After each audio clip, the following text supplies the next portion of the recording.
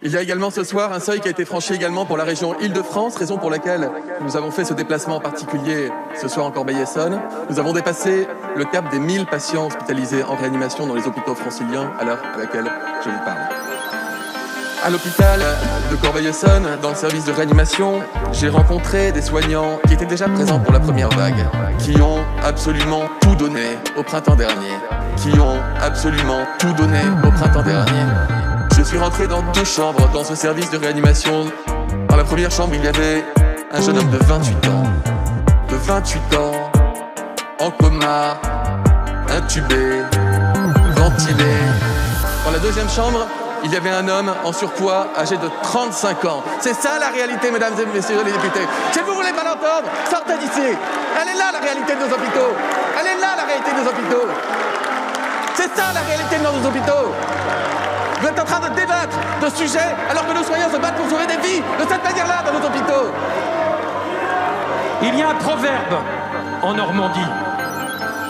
Quand tu craches en l'air, méfie-toi, ça te retombe sur la bouche. Quand tu craches en l'air, méfie-toi, ça te retombe sur la bouche. Il y avait le débat parlementaire qui était diffusé sur la télévision. Et j'ai vu les députés debout applaudir. J'ai demandé à mon cabinet pourquoi applaudissent-ils. Nous avons vaincu l'épidémie pour rendre hommage aux soignants. On m'a expliqué que non, les députés de l'opposition étaient debout pour applaudir le fait qu'ils avaient voté la fin de l'état d'urgence sanitaire, la mi-décembre et la fin du confinement, la fin novembre. Quoi qu'il arrive dans notre pays, le décalage était tellement total que j'ai décidé de venir dans cet hémicycle ce soir. Monsieur Gosselin, un rappel au règlement. Rappel au règlement, Madame la Présidente, sur la base de l'article 48. Il faut rappeler à la majorité qu'à 9h, à 21h, à la reprise des travaux, elle n'était pas présente.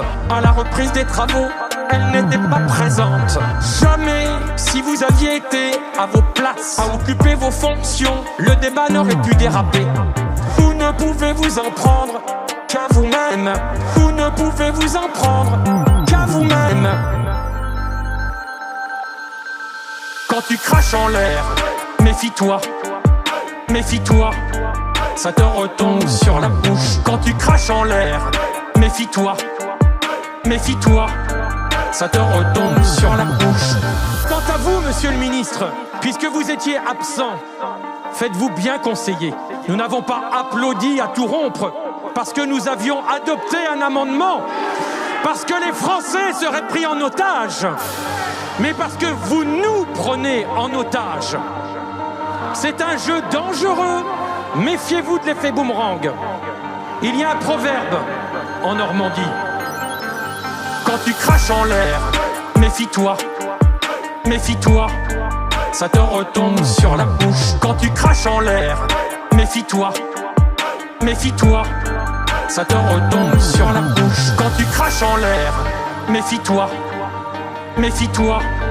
ça te retombe sur la bouche. Quand tu craches en l'air, méfie-toi, ça te retombe sur la bouche.